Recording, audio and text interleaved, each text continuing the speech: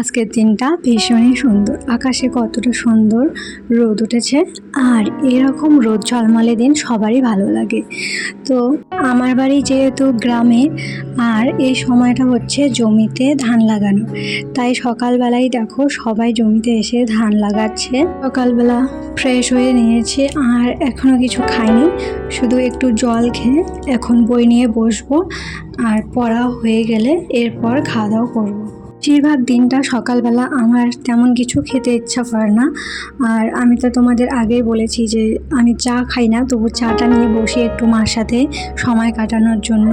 আজকে তো ফেরা রথ, তার জন্য সকালবেলা তাড়াতাড়ি করে বই নিয়ে বসেছি, কারণ আজকে বাড়িতে অনেক কাজ রয়েছে। আর এখন আমি পড়ছি বায়োলজির কোষ চ্যাপ্টারটা, কারণ আমাদের কোচিং থেকে বলা হয়েছে কোষ অধ্যায় থেকে আমাদের একটা মক টেস্ট নেওয়া হবে, আর সেই মক টেস্টে যে ফার্স্ট হবে তাকে 100 টাকা পুরস্কার দেওয়া হবে। এটা শোনার পর তো আমি ভীষণই এক্সাইটেড হয়েছি, তো তার জন্য এই যে তাড়াতাড়ি করে বই নিয়ে বসেছি। আর তবে জানি না ফার্স্ট হতে পারবো কি পারবো না, তবে চেষ্টা তো করাই যায়।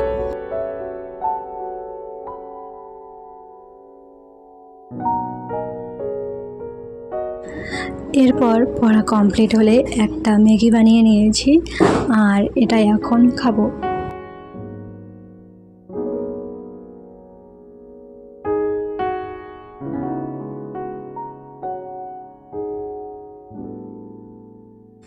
এটা হলো একটা আঙুরের গাছ, আর এর আগে কিন্তু আমি কখনো আঙুরের গাছ দেখিনি।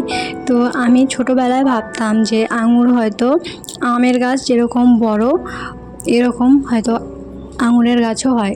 তো এটাই কিন্তু প্রথম আমার আঙুরের গাছ দেখা, আর এটা আমি মিশো থেকে অর্ডার করেছিলাম। গাছটা এসেছিলো জুলাইয়ের 5 তারিখে। তো এই কয়েকদিনের মধ্যেই দেখো গাছটা কতটা বড় হয়েছে।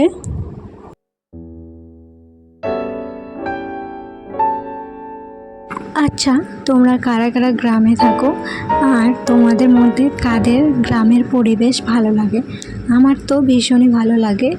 আর এরপর দেখো আমার এই বেড়াল ছানাটাকে নিয়ে একটু বাইরে এসেছি, ওর সাথে একটু মজা করছি।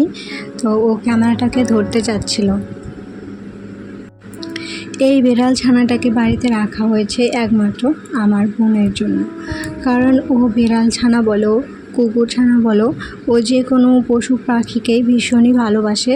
তো ওর জন্য একে বাড়িতে রাখা। তো এরপর গিয়েছিলাম বিকালবেলা রথের মেলাতে।